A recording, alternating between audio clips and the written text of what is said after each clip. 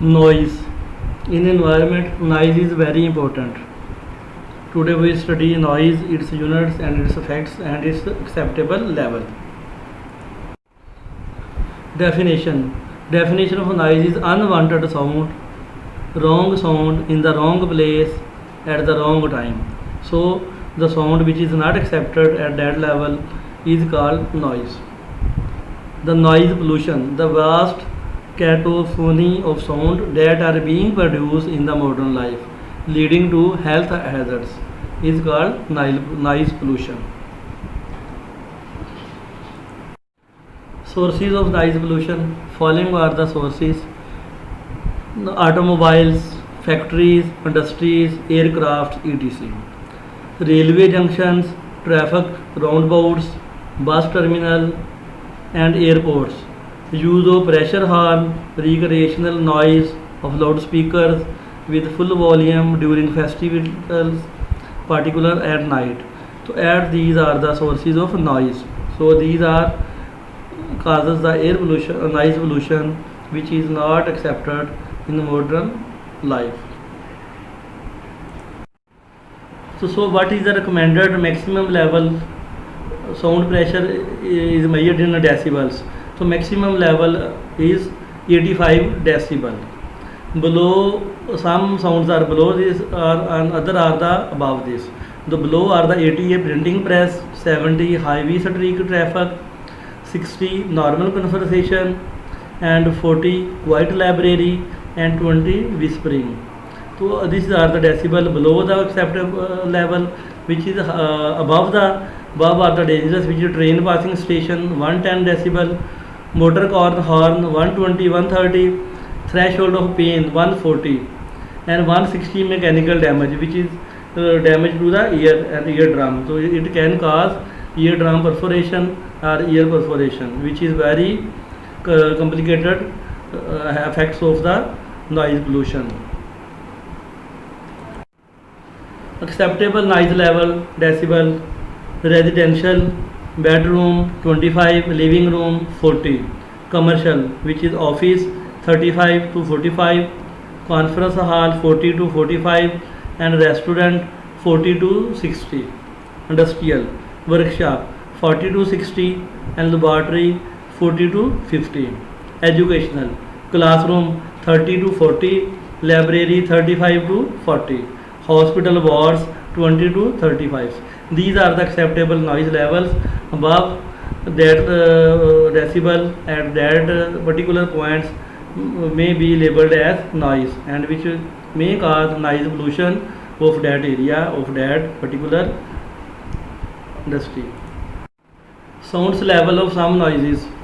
Sources of noise and sound levels: whisper 10, speech 2 to 3 people 73, speech on the radio 80, music on the radio 85, children shouting 79, children crying 80, vacuum cleaner 76, piano 86, jet takeoff 150, which is very dangerous.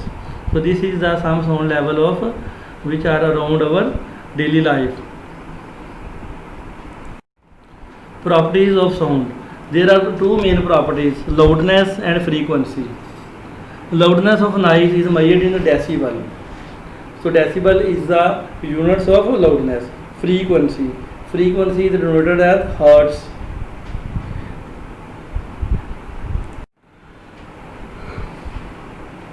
Basic instruments used in studies on noise are sound level meter, the octave band frequency analyzer, the audiometers. These three are the instruments which is used for noise. Audiometer are used in hospitals for detection of ear problem in ENT departments. So audiometer is very useful for detecting ear diseases and sound level of that person. Effects of noise exposure. Effects of noise pollution mainly are two: auditory effects and non-auditory effects. The auditory effects which affect on the ear are the auditory fatigue and deafness.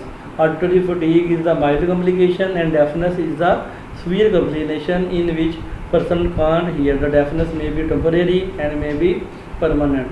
The deafness occurs at the people which are working in heavy pressure area like airports and industries where noise are so much than the tolerance level. The others are non-auditory effects, interference with speech, annoyance, efficiency and physiological change. So non-auditory may interfere with normal speech, annoying person may be annoyed, its efficiency may be affected, and some physiological changes in the body may be headache, maybe tremor, and maybe blood pressure increase of that person. So these are the non-auditory effects which is on the body part other than the ear.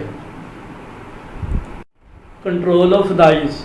How we can control of noise? By adopting following steps we can control the noise. Number one, careful planning of the cities, which is are following. Number A, division of the city into zone with separation of area concerned with industry and transport. B, that separation of residential area from the main streets. Number 3, widening of the main street. So these are the 3 points which are used in planning of the cities, which are useful for control of noise. The number 2 is control of vehicles. Vehicle can be controlled by developing law. Heavy traffic should not be entered in the city at daytime, and the vehicles on the public places and colonies may restrict, and it can be controlled by avoiding the pressure horn and by avoiding the overspeed. Number 3, to improve acoustic insulation of the building should be such designed that the noise cannot enter the buildings. Building may be insulations with the proper doors, windows and proper ventilation.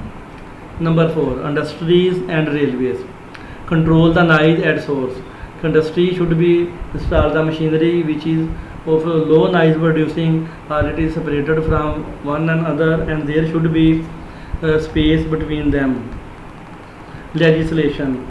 The legislation should be proper so the noise can be controlled. Number 7, education. Education is very important at level of the city,